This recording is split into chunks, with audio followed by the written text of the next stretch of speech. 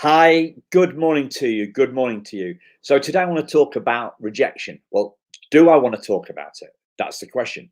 Do I want to talk about it? Yes, I do want to talk about it because, yeah, I know it's going to take me down. That's why I'm hesitating. Or do I not want to talk about it? But I know that it's the top thing um, that adoptees struggle with. One of the top things. So I polled some adoptees in an adoptee group yesterday on Facebook, and rejection came out top. So I wanted to take the bull by the horns, the rejection bull by the horns, and get straight into this. So the thing that popped into my head was reading Nancy Verrier's book, The Primal Wound, about 6 years ago. So I was struggling at the time, and somebody had recommended recommended that I buy this book, and it was a roller coaster of a ride. It was oddly euphoric because sorry, excuse me. Nancy talks a lot about adoptees fearing rejection, disliking rejection, hating rejection, doing everything within their power to not be rejected again. And I just thought, this is me, this is me. She's talking to me in my language. I get this. And all sorts of memories came flooding back into my head, and down to my heart, where our feelings come out, So I was thinking about feeling terrible and bad and rejected by my birth mother. Kind of at one stage, I was feeling really bad about this, feeling really discarded and just plain not good enough, And other memories came in, and I guess that's the one that you would expect me to talk about, because I'm talking about adoption here. But it became like reading Nancy's book. It became like a theme in my life. So I kept on seeing more and more episodes of rejection and how they'd hurt me. So there was breakups with girlfriends. There was, well, the weirdest one actually was when I was about 13. I got dropped from the school rugby team. So I've been in the school rugby team for 4 or 5 years or something, and I loved playing my rugby, and I'd been in the team. I'd been surprised to be in the team. There's like 90 kids in the class when in the school year, and something like 15 in the team. So it meant something to me. It meant to be in the top 15. We want to be get on in the world, don't we? Sport was a big thing.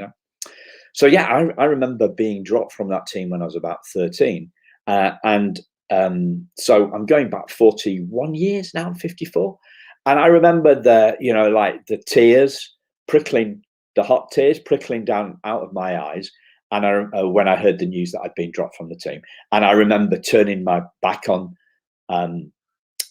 turning back on the other kids, because boys don't cry, do they? Boys, it's rugby, it's macho, it's a macho world. Even at 13, boys don't cry. You don't want to show your emotions, because that ain't cool when you're a 13-year-old lad, when the hormones are raging. It's not cool at all. And I was turning my back because I was ashamed. I was ashamed of the fact that I'd been dropped from the team. I felt rejected. I felt really, really horrible. And so this was a theme, and Nancy was drawing this all together. And it's like, this helps me understand. I can see clearly now, and I started recommending the book to people that I knew that are adopted, to my little sister, and to one of my friends. And I said, look, you've got to read this book. It explains everything, but it explained everything, but it led me down a dark path, because if adoption was causing these feelings, then I was forever burdened by those horrible feelings. So if you imagine a big brown, smelly cow pat. You know, we live in the country. You know, these cows lay massive, smelly cow pats, right? And imagine that is how I felt. I had all those cow patty feelings. That's how I felt. I'm not going to mention the word, but I guess you can feel that. That's how I felt, right? That's how I felt. And so, and that's how I felt. And underneath that were all the thoughts that I wasn't good enough, you know, and like I wasn't good enough. I wasn't good enough, and maybe that's why I was given away. I wasn't good enough, and that's why I wasn't in the rugby team. And then all the adult stuff, like, no, I'm not good enough at business, and all those thoughts that led to the emotions of feeling so terrible. But what I found out 6 months later, I think it was 6 months later, changed that world completely again, because I was listening to somebody on a podcast, I think, or maybe it was no, it wasn't. It was a coaching conversation, and I was talking about this issue of rejection, and something clicked, something fell into place, right? I was talking to a non-adopted person, somebody who'd been raised by their biological parents. And something that she said made me, Sarah Murray, I think she was called. No, I don't think she was called. She was a lady called Sarah Murray. She made me realize that nobody likes being rejected. I pinned the tail on the wrong donkey, right? I'd assumed that my feeling of rejection came from the fact that I was adopted, right? And because that was a historical fact, I couldn't change that. What I learned was that although it kind of like it made sense to do that, it wasn't the truth. Because if it was the truth, I'd always feel that way, wouldn't I? You know, it happened. I was adopted 54 years ago.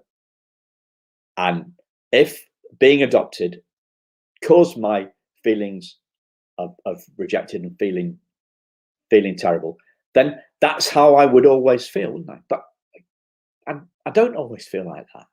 So what's actually happening is that kind of like my level of consciousness, my mood, my awareness, my mood, probably the best, easiest way of describing it, is going up and down. And sometimes I feel that I'm good enough, and sometimes I don't. So it's about my feelings changing. It's nothing to do with the adoption. So, but the tricky thing here, right, is that I had a really, really cast iron, 100% proven logical reason to be to feel rejected, to feel that I wasn't good enough, because I had been given up by my birth mother. But it's not the truth. Now, I saw that, and there's no such thing as I saw that for myself. I had that for myself. It was an insight that came from within me, right? And the thing about this stuff is that about insights, that the insights like this that change our world, is that we have to have them for ourselves. There's no such thing as a second-hand insight. We have to have them for ourselves. So what I'm trying to do here is to paint that picture for you, so that hopefully it prompts an insight within you. But I can't guarantee that will happen. So you might be listening to this and you're thinking, Simon's talking an absolute load of rubbish. What on earth? You know, obviously, yeah. Well, that's kind of like how I thought as well. Obviously, you know, I was clear. Adoption was causing my feelings of being rejected, feeling of not being good enough. I was absolutely cast iron. It was non-negotiable. It was non-negotiable. That was the be all and end all. But when I saw that wasn't truth, it set me free. It set me free from that. But here's the thing, right? It set me free, but it doesn't stop that feeling of being not good enough coming back. And sometimes that feeling gets me, and sometimes the feeling takes a hold. And then I lose sight of it. So back to the cow pat analogy that I was saying about, So we all feel that we're not good enough. Some of the time, we're not good enough. Husband, wife, father, daughter, brother, sisters, son, whatever, businessman, entrepreneur, social entrepreneur. We've all got a feeling, but it's not the truth of who we are, because the truth is deeper than that. We all have these manure. We all have these manure feelings. We all have these manure thoughts. The cow pat, yeah. But underneath, hidden in that cow pat, is a diamond, and that diamond is the perfection of who we truly are. What the psychologists or spiritual people in this call the unconditioned mind, the mind that doesn't have any cow patty thinking or cow patty feelings in it, and that's who we truly are. But the nature, so that's what there's a French philosopher whose name I can never remember how to spell. It's called Teilhard de Dujan or something. He says that we're not human beings having a spiritual experience. We're spiritual beings having a human experience. So the human experience is the cow pat stuff, the thoughts and the feelings and the stuff that we go through. The spiritual essence of who we truly are, that's the diamond. That's the diamond that we've never seen, or that we lose sight of. We lose sight of that unconditioned mind, that perfection, the perfection that we see in a newborn baby. The baby isn't born with a lot on its mind. The baby doesn't need therapy, as one of my mentors, Michael Neal, says. And as the cow pat story is a metaphor that's kind of inspired. Well, not kind of inspired, totally inspired by Michael Neal. We lose sight of the perfection of who we truly are, that spiritual perfection, and we get lost in the cow pat of our thoughts and feelings. And even knowing this stuff, even having the huge insights that I've had into this stuff, right, I still lose sight of it, and that's part of being human. So that's what I wanted to share with you today. I hope that helps in some way, and I'll see you all again very soon. Thanks a lot. Bye bye.